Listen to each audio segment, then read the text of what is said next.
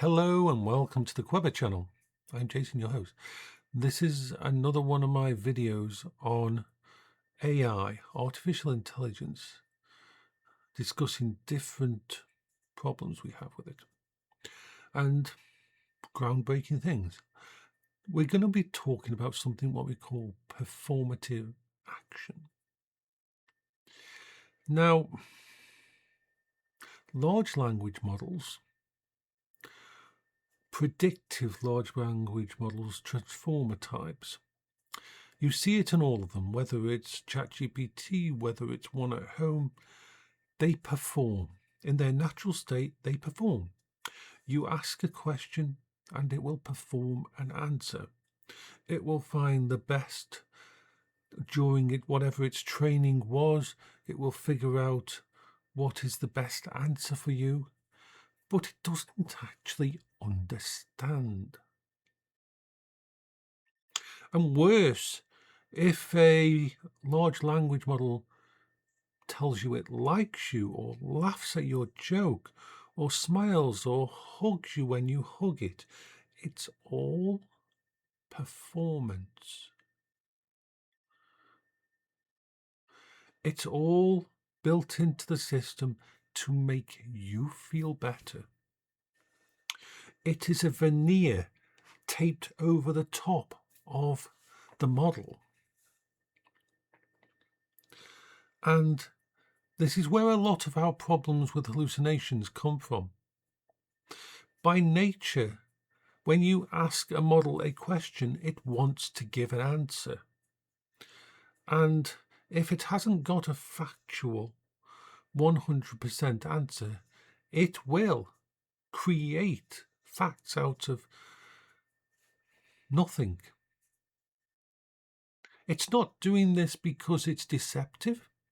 It's not doing this because it's evil. It's doing this because it's an echo chamber for you.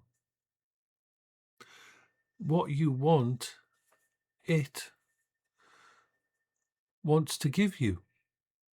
And this is why we get this feedback loop where echo chambers created via AI can be very bad for mental illness people or people who are vulnerable or any kind of really dark or bad thing, because you can actually get an AI, even with restrictions on it, to support you and back you up and mirror what you're saying and amplify what you're saying without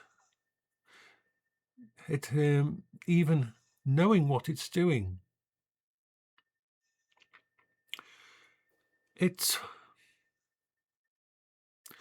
a big problem. It is a big problem because one of the first things I did when I created my house assistant, my Sai, was to give it core principles of honesty, of it's okay to say no. It's okay to let me know it doesn't know. I would prefer a negative response than a fake response. But you have to go, you can't just say, if you go to something like ChatGPT, you can create a persona for it, a custom interaction, and you can say, yay, you are the world's best such and such coder, and you don't make any mistakes. You can write that into the prompt, you can start it up, and it'll perform. It will perform that role. It will role play with you. But it won't give you any better answers, and it will still make mistakes, and it will still hallucinate. You have to create core logic files. You have to get, you don't talk, if you're going to create something that works, you don't talk directly to the LLM.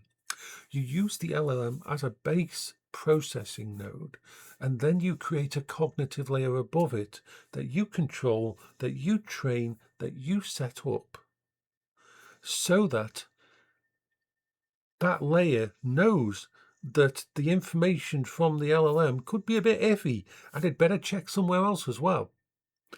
It can give percentages of how sure it is, of an answer it's giving you.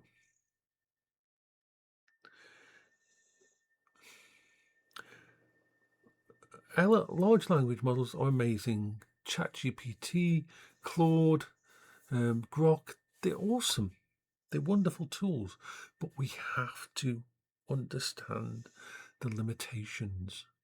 We have to be wary of the performative nature of it. I would say probably 60% of the code and the